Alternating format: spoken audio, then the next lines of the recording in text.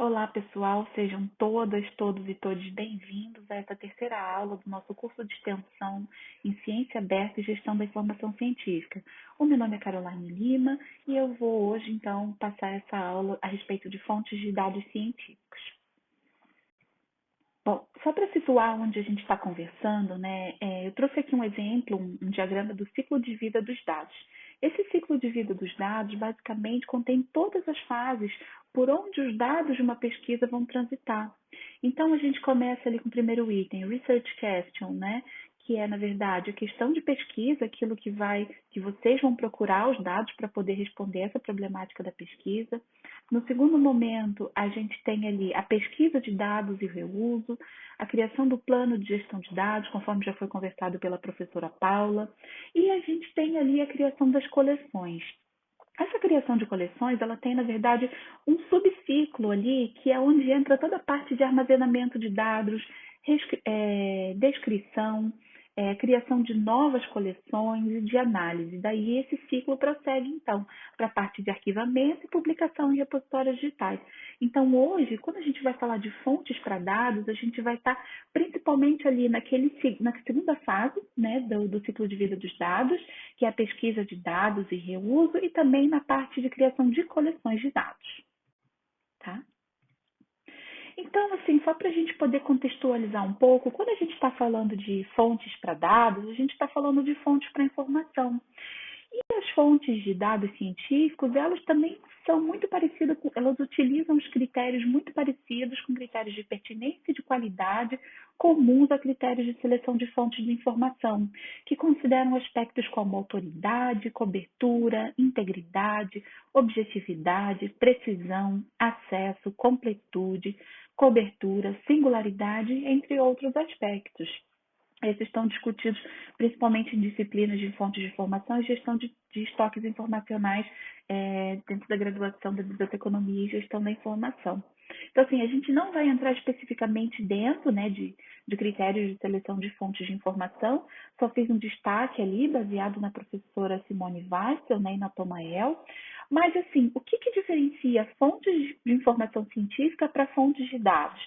A diferença baseia-se no fato de que a representação do dado por si só não é capaz de representar todos esses critérios, conforme os mencionados acima, de uma forma unificada. Então, assim, quando a gente tem, por exemplo, uma base de dados, a gente vai observar esses critérios. Quem é a autoridade? Quem é a entidade que está por trás? Qual que é o processo de entrada e permanência dos periódicos, né? Qual que é o período de cobertura? Quem são as autoridades, o comitê científico das revistas científicas que fazem, né, a aprovação e gestão desses periódicos? No dado científico, nas fontes de dados científicos de pesquisa, a gente tem essas qualidades também para observar. Por outro lado, a gente tem outros detalhes que eles estão mais relacionados ao próprio dado em si do que a estrutura de publicação desses dados. Não que a estrutura de publicação de dados não deva ser observada, deve-se sim, da mesma forma que uma base de dados, né? Mas a gente se atenta a pequenas particularidades que estão dentro dos conjuntos de dados, que são documentações adicionais utilizadas para informar sobre o contexto desses dados, indicações ou restrições sobre o uso desses dados, ou seja, o produtor do dado científico, ele descreve ali para que ele recomenda a utilização daquele dado e para que ele não recomenda, né? Qual o escopo de área que ele pesquisou e está disponibilizando os dados que ele acredita que vai servir para os estudos, para o reuso, né? Ou uso secundário nesse caso, né? Bem como os termos de licenciamento, por exemplo, tá? Então, assim, conforme a tipologia de dados, de acordo com a fase da pesquisa, a gente tem três tipos, né, de dados. Então, são os dados brutos, o raw data, a gente tem os dados derivados, que a gente pode chamar também de secundários, e a gente tem os dados que são referenciais. Por dados referenciais, a gente tem aquelas coordenadas geográficas, a gente tem, por exemplo, assim, verbetes de dicionários, tá? Round data, né, dados brutos e derivados, eu vou explicar um pouco mais à frente. Então, assim, Raw data ele pode ser também chamado como dados primários. E os dados primários são dados coletados em determinado momento da pesquisa, de uma pesquisa, num determinado contexto e num mesmo ambiente, sem que esse dado tenha passado por nenhum tipo de tratamento, processamento ou organização. ou seja, são os dados ali naquele momento em que eles são coletados, a partir dos diversos instrumentos, né, de coleta de dados ou de aferição. Então, por isso eles são chamados dados brutos, ainda não houve nenhuma manipulação com esses dados, tá? Os dados secundários ou derivados, então, eles são dados não próprios, provenientes de fonte externa. São dados que já passaram por algum processo de tratamento, de processamento, de organização, de limpeza e de análise. A gente tem como exemplo desses dados os dados semi-estruturados e dados estruturados também. Então, agora, como exemplo de dados primários, a gente apresenta aqui, esse é um monitor de aferição de sinais vitais. Então, a gente tem lá pulsação, frequência cardíaca, oxímetro, como que tá, né?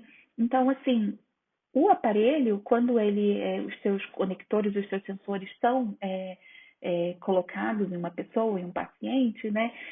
Esse instrumento ele vai medir puramente esses dados desses sinais vitais.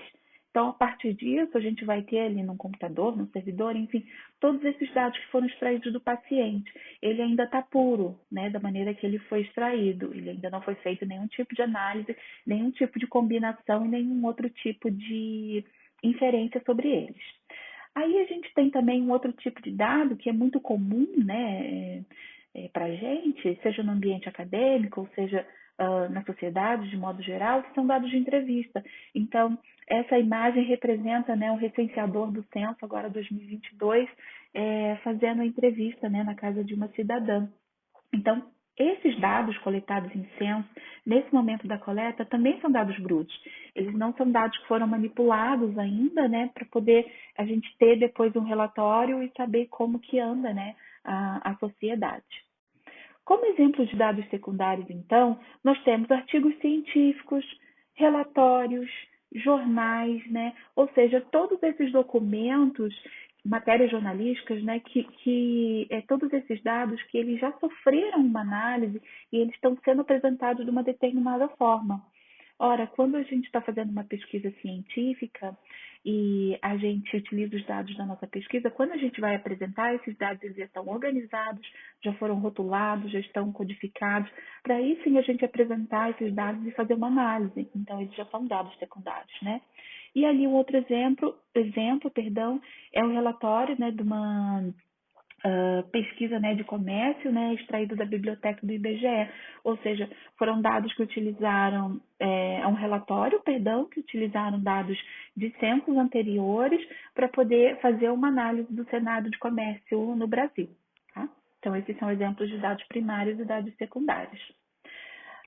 Com relação à tipologia de dados ainda, e conforme sua natureza, os dados podem ser classificados como imagem, do tipo numérico, vídeo, áudio, texto e algoritmos, tá? E todos esses tipos diferentes de dados, eles podem ser encontrados em diversas fontes de dados, tá? Então, aqui a gente está destacando principalmente 3 fontes. A primeira fonte são os periódicos científicos, né? Alguns dos periódicos científicos já é um pouco mais comum no ambiente internacional, Estados Unidos, Europa. Aqui no Brasil também a gente já tem alguns exemplos, mas essa questão, né, no momento da submissão do relatório, do seu manuscrito a um periódico científico, ainda não é tão comum a disponibilização de dados científicos, né, que embasaram essas pesquisas, mas através desses movimentos, das práticas de ciência aberta, de abertura de dados, né, inclusive de partes de avaliação aberta também, há todo assim, um fomento para que os periódicos, né, solicitem, né, aos seus autores que estão submetendo os manuscritos que também submetam os seus dados.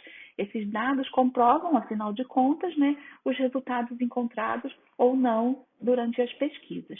Então, a gente tem periódicos que já publicam, né, o relatório ali, o artigo, né, o paper, mas também já disponibiliza esses dados científicos, tá? Outro exemplo que a gente tem também de fontes de informação para dados, fontes de dados, perdão, né, são os periódicos de dados, também comumente chamados de data papers, né? Esses data papers, vou mostrar exemplos ali um pouco mais na frente, eles são periódicos específicos que contêm seções específicas para poder disponibilizar os dados.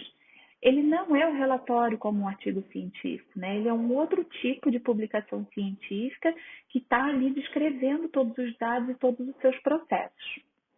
A gente tem também, o mais conhecido, que são os repositórios de dados, né? E dentro dos repositórios de dados, a gente tem três tipos de classificações básicas: os repositórios disciplinares, multidisciplinares e genéricos. Agora, como um exemplo de periódico científico que apresenta dados, também disponibiliza seus dados, a gente tem aqui a Scientific Data da Nature, né? Então, temos um exemplo ali de um artigo falando sobre terremotos no Nepal, e ali naquele menu esquerdo, naquele menu direito, perdão, ele tem ali, ó, Data Records. Então, ali ele já está apresenta, né, as partes, as subdivisões do artigo, mas ele também já apresenta ali do lado, né, os registros de dados disponibilizados, né, para os leitores verificarem esses dados. Então, ali eu fiz o destaque do DOI, né, esses dados possuem identificador persistente DOI no Scientific Data, né, e ali, ó, aquelas pastas são diretórios de dados, né. Então, ali a gente tem todos os datasets que são atrelados a essa publicação. Ali a gente tem, na parte direita, no canto inferior, a gente tem um botão também para download desses dados. Então, é possível fazer o download e o reaproveitamento desses dados. Falando um pouquinho mais dos data papers, então, ele é uma publicação científica cujo objetivo principal é descrever um conjunto de dados. Um data paper é estruturado por fatos sobre dados, não existindo hipóteses, análises, resultados ou conclusões, porque isso, aí sim, é a publicação, o artigo científico, né, o manuscrito. Como encontrado no artigo convencional. Eles são compostos por campos específicos de metadados que auxiliam na caracterização e ampliação da difusão dos dados. Então, a gente tem aí algumas vantagens, né? Segundo a Latin America Data. Maior visibilidade, né? A publicação de data papers, né? Tem como benefício a maior visibilidade dos dados, haja vista de que você vai estar disponibilizando seus dados para outras comunidades reutilizarem, reaproveitarem, fazerem novas incorporações, novas análises ou responderem outras perguntas a partir dos seus dados, na medida do que for possível e conveniente e pertinente. Torna esses dados mais confiáveis, por quê? Porque eles passaram por um processo de avaliação, né? Então, eles passaram por um crivo da comunidade científica. Ele tem uma conferência de crédito acadêmico, sim, a partir do momento que esse data paper que você publicou, ele está ali com a sua atribuição de autor, então ele confere, sim, autoria. E também, justamente por você disponibilizar os seus dados, através da publicação de um data paper, você está mais, vamos dizer assim, aberto, na verdade, a novas parcerias, né? A esse processo colaborativo da ciência, através do qual um grupo de pesquisa, um pesquisador de uma outra instituição, de um outro grupo, vai estar fazendo um reaproveitamento dos seus dados, entrando em contato com você, descobrindo, discutindo e descobrindo quais novas hipóteses ou novas respostas podem ser formuladas a partir da disponibilização dos seus dados. Então, aqui a gente tem um exemplo, né, de uma publicação desse periódico Latin America Data and Science, que comentei, né? Então, a gente tem ali a pequena informação, né, do título, de autoria, data de submissão e publicação. Temos ali o resumo, os autores, e daí tem um destaque ali lateral, né, da estruturação de texto explicando como que foi estruturado o dataset, né, o conjunto de dados. E tem também ali o DOI, para poder baixar esses dados, né, brutos em sua máquina. Tá? Então, agora, a respeito dos repositórios de dados, né? Então, a gente vai comentar um pouquinho sobre os multidisciplinares, que possuem dados provenientes de diversas áreas do conhecimento, os dados disciplinares, que são dados provenientes de áreas específicas, e os genéricos, que são repositórios abertos, contendo ou não dados científicos de diversas áreas do conhecimento também. Então, aqui como exemplos mais comuns de repositórios genéricos, a gente tem o Zenodo, o Figshare, o Mendeley Data e o GitHub. Essas são plataformas de repositórios que são comumente utilizados pela comunidade acadêmica, e comentei que ela é passível de ter dados científicos e não científicos, mas a maioria delas são de dados científicos por quê? Porque ainda não há uma grande oferta de repositórios de dados institucionais, né, para os pesquisadores submeterem seus dados.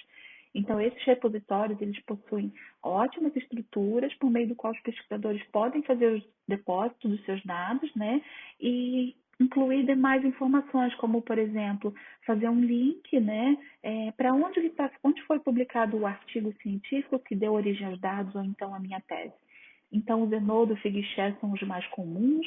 A gente tem o Mendeley Data aí também como uma iniciativa forte. E a gente tem o GitHub, que também é bem famoso, né, na comunidade, principalmente de desenvolvedores, né, compartilhando não somente os dados científicos, mas também projetos, né, softwares e códigos como um todo. Como exemplo de repositórios multidisciplinares, então, destacamos aqui a Dryad, né, que é um repositório super conhecido também, que possui dados de diversas áreas do conhecimento. A partir de um determinado volume de dados, então, ele é pago, ele não é um repositório aberto, gratuito para depósito. A gente tem o Dataverse, né, de Harvard também, que tem mais de 101 mil datasets de diversas áreas do conhecimento, e é inclusive hoje um dos softwares, né, o Dataverse, um dos softwares mais utilizados para gestão de dados científicos, tá? É, falando um pouquinho aqui da casa, como não podia ser diferente, né? Então a gente apresenta aqui a base de dados científicos da UFPR, que foi lançada em 2017, teve a participação de bibliotecários do Sistema de Bibliotecas da UFPR, participação dos professores do C3SL, que é o Laboratório de Computação Científica e Software Livre do Departamento de Informática, aqui da Universidade também, inclusive a professora Paula, a doutora Janete, a Fabiane Fir, né, e outros colegas do Sistema de Bibliotecas participaram, né, das discussões para elaboração, né, estruturação dessa base de dados científicas, né, desse repositório, e o lançamento dela no final de dezembro de 2017, né? Essa base de dados científico está, então, operacional desde dezembro de 2017 e ela foi criada justamente já pensando nesse movimento de discussão de ciência aberta do Brasil e também porque a UFPR sempre acompanhou, né, bem de perto esses movimentos de abertura da informação científica, então já pensando em prover um ambiente aberto, gratuito, para a sua comunidade poder fazer a disponibilização dos seus dados de pesquisa. Não somente o pesquisador individual, um mestrando, um doutorando, um professor, mas também grupos, provendo um espaço, né, para grupos de pesquisa e também provendo espaço para as revistas institucionais, que a gente tem a Biblioteca Digital de Periódicos da UFPR, com seus mais de 63 ou 70, não recordo agora corretamente o número, né, de periódicos, de forma que seja um ambiente também em auxílio às revistas científicas para que elas possam solicitar aos seus autores, então, a submissão desses dados também, tá? A gente tem também o CEDAP, né, que é o repositório de dados científicos da Universidade Federal do Rio Grande do Sul, e temos do Instituto Federal Goiano também, que são repositórios multidisciplinares, tá? Outros exemplos aqui, a gente tem o DataShare também, da Universidade de Edimburgo, né? Que é um dos repositórios também mais conhecidos e tem muito conteúdo, muito dado sobre humanidades digitais, artes, história.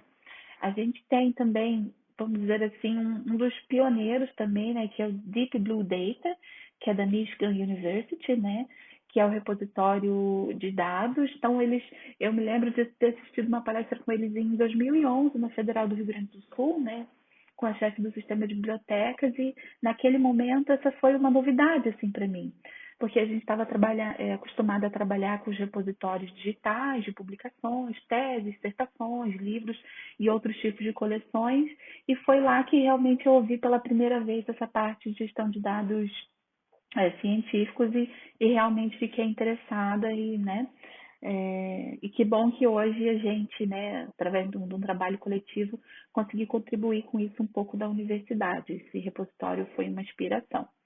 Da mesma forma, o Purdue, da University, também tem o seu repositório de dados. E agora, aqui no Brasil, a gente teve o lançamento, mês passado, do LaxData. O LaxData é um repositório de dados criado pela CNPq, em parceria com a RNP e o pessoal do IBICT, cujo objetivo é reunir os dados científicos das publicações de bolsistas financiados pelo CNPq. Então, a intenção dele é que, na verdade, os pesquisadores depositem seus dados dentro dos repositórios institucionais das suas universidades e, através de um processo de interoperabilidade, esses dados sejam coletados através do OASIS BR, né, mantido pelo IBICT, para o Lattes Data, de forma a não duplicar esforços, ou seja, de maneira que o pesquisador não precise, né, o bolsista, é, incluir seus dados científicos dentro do repositório institucional e depois fazer nova submissão dos mesmos dados no Lattes Data, né? Então, é uma iniciativa pioneira, também muito interessante, e a gente está aí esperando e aguardando mais o desenvolvimento desse Lattes Data. Só um comentário que é interessante de fazer, porque assim, os repositórios multidisciplinares, eles têm características um pouco diferentes, né? Justamente por abrigar dados científicos de diversas áreas do conhecimento, a linguagem dele e a descrição dele pode não seguir padrões tão específicos de metadados por área do conhecimento, como, por exemplo, para a área de genoma, para a área de biologia. Eles têm uma tendência a ter um conjunto de metadados mais gerais para poder representar de uma forma um pouco mais igualitária e também mais simplificada para os pesquisadores fazendo o depósito de seus dados. Então, assim, o tratamento de dados, né, dentro dos repositórios multidisciplinares, ele ainda representa um grande desafio para quem está aí estudando dados científicos de pesquisa, tá? A gente tem também outra categoria, que são os metabuscadores. Então, aqui como exemplo, a gente apresenta o DataSite, perdão, que ele é um metabuscador, confere uma atribuição de DOI para os dados submetidos, né? E ele também contempla esquemas de metadados. Então, ele tem uma interface de pesquisa que é possível, né, colocar ali sua estratégia de busca ou o termo de pesquisa e estar fazendo a recuperação desses dados em diversos repositórios que fazem parte da rede DataSite, tá? A gente tem o Software Foundation, Open Science Foundation, perdão, né? Que é um metabuscador de dados, workflow, integração com outras plataformas também, e que também faz o armazenamento com Dropbox, Google Drive, entre outros, tá? A gente tem aqui no Brasil o mais famoso também, Brasil e América Latina, que é o metabuscador da FAPESP, que é o metabuscador que congrega diversas universidades do estado de São Paulo. A gente vai fazer demonstração um pouquinho mais na prática ali, né? Então, assim, cada universidade decidiu estruturar com software, com uma política, os seus diversos repositórios de dados. Então, esse buscador, em reunião com essas universidades, foram definidos requisitos, metadados, padrões mínimos que pelo menos todos esses repositórios deveriam ter, de forma para o metabuscador poder funcionar em todos esses repositórios, tá? Eu destaco ali também, está um pouco atrás ali da minha foto, mas é o History Data. O History Data, ele é um diretório de repositórios de dados científicos. Então, ele é muito interessante porque, como ele também é bem popular, existe a possibilidade de você fazer a pesquisa por repositório de dados por país, por assunto, por área do conhecimento, por padrão de metadado utilizado, por tipo de dado depositado, por tipo de licença, por tipo de identificador persistente que é utilizado pelo repositório. Então, assim, ele é uma fonte muito interessante e inesgotável de pesquisa, tá? Coloquei ele também, o Oasis BR, do lado, porque o Oasis também ele atua, né, como esse grande congregador, né, de conteúdo científico. Então, aí ele tem, além das publicações, tem apresentações, também congrega dados científicos, tá? Então, é outra fonte de dados. Com relação aos repositórios disciplinares, então, eu destaquei o PPBio, né, que contempla a área de biodiversidade amazônica. Ele é um repositório muito bem estruturado, muito bem descrito os seus dados. Todos os pesquisadores que têm bolsa, que trabalham com o ICMBio, devem fazer o depósito dos seus dados nesse repositório. Então, ele é um grande repositório da biodiversidade amazônica, um repositório bem estruturado, com bastante qualidade também para a área de biodiversidade, né, ecologia, meio ambiente também. A gente tem o repositório da PUC-Rio, né, Open Research Data da PUC-Rio, que contempla as áreas de engenharia, Tem o GeoBank, também já famoso, um pouco mais antigo, né? Que é da base de dados de sequenciamento genético, um repositório internacional, é do Instituto Nacional de Saúde dos Estados Unidos. E a gente tem também esse repositório que foi criado pela FAPESP, que é o repositório COVID-19 Data Sharing, né? Que ele foi criado, né, no momento durante a pandemia, especificamente para o compartilhamento de dados sobre a Covid-19. Então, uma iniciativa muito interessante, novamente, que pôde acelerar essa disponibilização de dados, né, no momento que se estavam procurando vacinas e demais tratamentos. Então, uma outra iniciativa bem interessante, assim, que surgiu durante esse período com relação ao repositório de dados em área de saúde.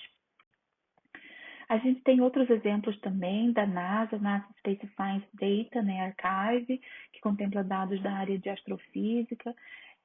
Tem o International Ocean Discovery Program também, que trata das questões de geologia marinha e oceanografia. Quando a gente tá procurando assim, repositórios de dados, geralmente a gente encontra muitos repositórios na área de física, na área de astronomia, astrofísica, né? Por quê? Porque eles são áreas do conhecimento acostumadas a trabalhar com grandes volumes de dados, né? Se a gente for pensar na quantidade de instrumentos que a gente tem, de satélites, de observatórios, então são dados coletados, né?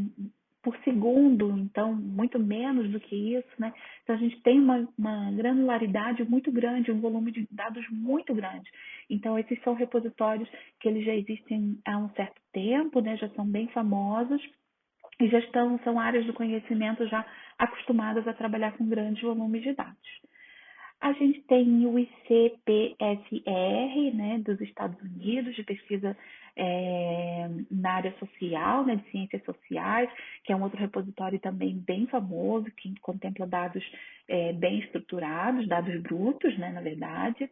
E a gente tem também aqui no Brasil, né, na USP, o Consórcio de Informações Sociais. Ele é um banco de pesquisas e dados em ciências sociais, porque ele tem uma característica muito interessante de apresentar as publicações, os dados, trabalhos relacionados, os projetos que estão desenvolvidos, então também é outra fonte de dados em áreas de ciências sociais. Ainda então, como exemplos de repositórios disciplinares, nós temos aqui o INMET, que apresenta então os dados meteorológicos e agrometeorologia. A gente tem o Species Link, que ele traz dados de coleções biológicas e de botânica, então ele é muito interessante porque ele também tem figuras, assim, sabe, das espécies, né, e toda a sua parte de descrição, taxonomia. E a gente tem também o popular, nosso famoso IBGE, né, Instituto Brasileiro de Geografia e Estatística, com a apresentação de dados estatísticos e geossociais também, nossa fonte bem relevante de pesquisa quando a gente quer conhecer as dimensões desse nosso país. Mas então, assim, né, a gente apresentou aqui alguns exemplos de repositórios disciplinares, genéricos, multidisciplinares, mas assim, o que eu devo saber para poder utilizar um repositório de dados? Ou seja, quais são os critérios de qualidade apresentados para fontes de dados? Bom, o primeiro deles, o que a gente tem que verificar no repositório? Se está clara a entidade, quem é a entidade responsável pelo repositório. Então, assim, por exemplo, você vai ter o nome da entidade de escrito, você vai ter o nome do setor responsável por esse repositório. Você vai verificar se existem diretrizes para submissão e armazenamento de dados, porque essas diretrizes são lá que estão descritas quais tipos de dados podem entrar, como que esses dados têm que estar apresentados, qual é o volume de dados aceito pelo repositório, ou seja, o que é possível e o que não é possível de ser depositado, né? Bem como as regras para embargo, a depender do tipo de caso, questões também de anonimização dos dados para dados sensíveis e também considerações de disponibilização de dados a respeito da Lei Geral de Proteção de Dados. Isso é muito importante. Então, assim, um repositório de qualidade, ele vai ter todas essas informações descritas numa política, numa diretriz. Então, é importante sempre, no momento que a gente está fazendo análise, ou está procurando repositório para poder submeter os dados, verificar essas diretrizes ou políticas de submissão.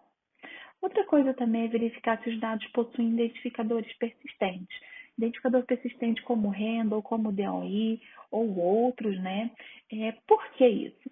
Porque a atribuição de um identificador persistente, ele vai garantir, de uma certa forma, que esse recurso não se perca, que esses dados não sejam perdidos, ainda que seja possível acessar de maneira aberta os metadados desse dado. Então, isso é também um certo critério de qualidade, né? Então, a gente tem que estar sempre atento a isso, né? E buscar fazer submissão em repositórios que façam atribuição de identificadores persistentes para os dados. Verificarmos também se os conjuntos de dados são documentados com termos de uso, reuso, compartilhamento, como livro de códigos.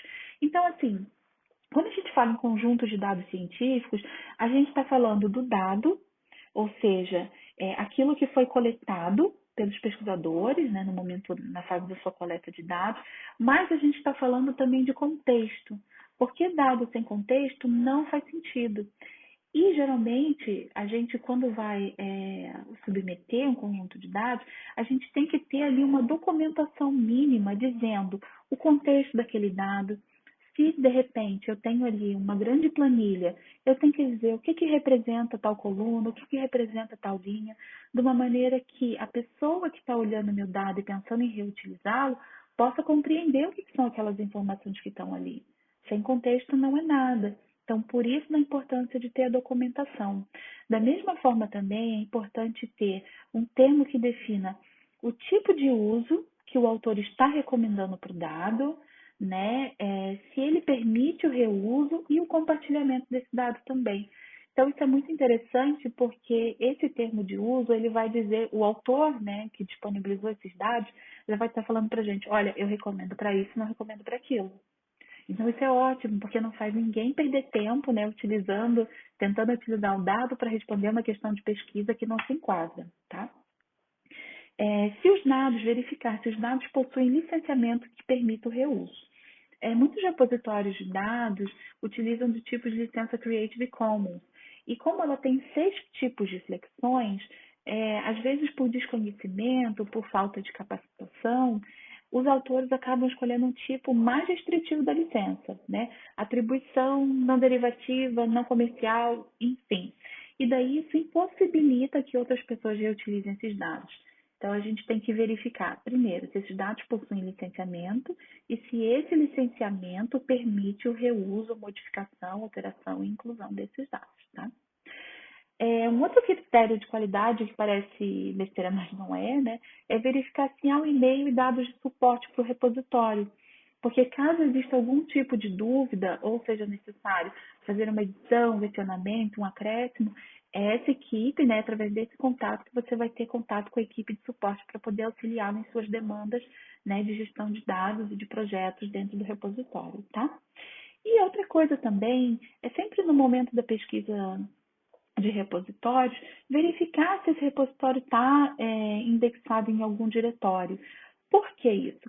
Porque esses diretórios de dados, como por exemplo o DataSite, o History Data, eles têm lá nas suas descrições se esse repositório apresenta uma política, qual que é a instituição mantenedora, quais são os tipos de dados, desde quando esse repositório está lançado no ar, quem são as pessoas responsáveis, né, pelo contato, pelo suporte desses repositórios. Então, assim, se vocês estiverem na dúvida de qual repositório utilizar, eu recomendo que vocês verifiquem esses critérios de qualidade. Esses critérios, eles não são exaustivos, são critérios básicos, tá? Mas se vocês consultarem, por exemplo, o History Data, lá vocês vão ver, né, ele tem digite lá, né, ou selecione por área de conhecimento ou no país, ele vai abrir um mapa, se clicar lá no Brasil, ele vai aparecer a quantidade de repositórios de dados brasileiros que foram cadastrados lá, né? Pode haver outros tipos de repositórios que ainda não foram incluídos no repositório, mas lá vocês vão ter uma ficha de resumo e ele vai dizer: tem identificador persistente, tem licença para os dados, tem política de diretriz, de submissão, então é bem interessante, é uma ótima fonte de consulta, tá? Agora, a gente vai destacar aqui outros tipos de aspectos que a gente deve considerar quando a gente está analisando um repositório de dados para publicação, tá? Então, assim, observar o nível de descrição dos dados. Por que isso? Porque, por exemplo, Se eu não tenho na descrição do meu dado informação sobre o método, né, sobre o fenômeno que está sendo analisado de forma bem clara, ou seja, o meu objeto, o que, que eu estou analisando, e também de que forma esse meu objeto foi analisado, ou seja, qual foi o método de coleta de dados, então fica difícil eu saber como que eu vou reutilizar esse dado, né? E fica difícil de eu acreditar se esse dado tem uma qualidade ou não. Então, observem bem o nível de descrição. Quanto mais descrito, quanto mais detalhado, tanto o escopo do dado quanto os próprios dados em si, mais qualidade provavelmente esse conjunto de dados vai ter, tá? Observem também nos repositórios se há um padrão específico de descrição conforme a área do conhecimento. Então, assim, para repositórios disciplinares, vai fazer uma grande diferença descrever uh, uma coleção de dados de meio ambiente com metadados mais genéricos e com metadados específicos. Então, eu vou ter ali questões de taxonomia, classe, enfim, todas essa família, reino, filo, tudo mais, né? Do que eu não ter essa informação numa descrição mais genérica, tá? Então, observe o licenciamento dos dados também, conforme já falei anteriormente, termos de uso, compartilhamento, documentação e também local de publicação e armazenamento, tá?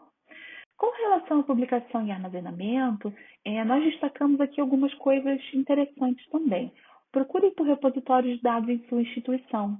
Entre em contato com o setor de referência e informação das bibliotecas, que as bibliotecas estão prontas para auxiliá-los, né, na pesquisa de repositórios para sua área do conhecimento, ou então repositórios multidisciplinares, o que melhor se enquadrar dentro da sua pesquisa, né, do seu objetivo de publicação de dados.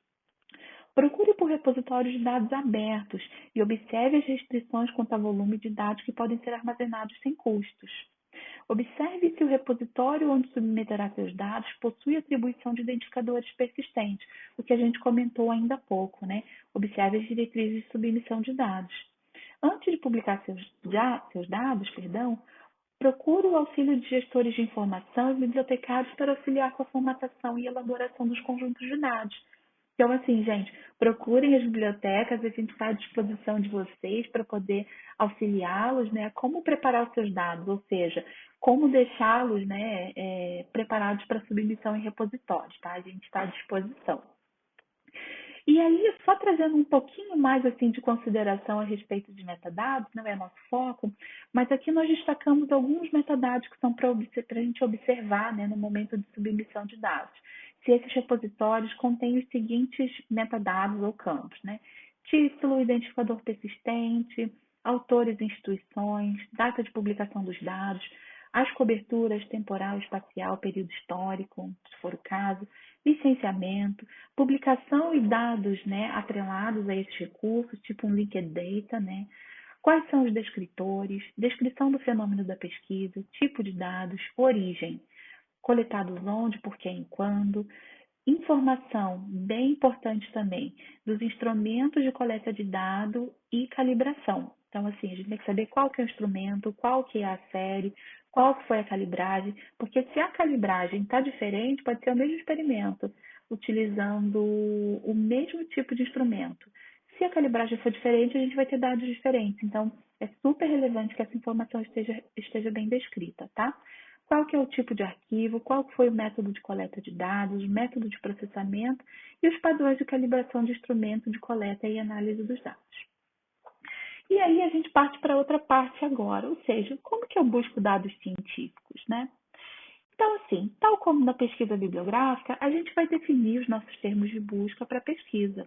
A gente vai utilizar, né, os filtros das bases ou repositórios que contém recorte geográfico, temporal, por instituição, entre outros. A gente vai utilizar também, a gente pode utilizar, a depender do repositório, operadores booleanos, AND, OR ou NOT, para elaborar estratégias de busca para uma recuperação mais precisa.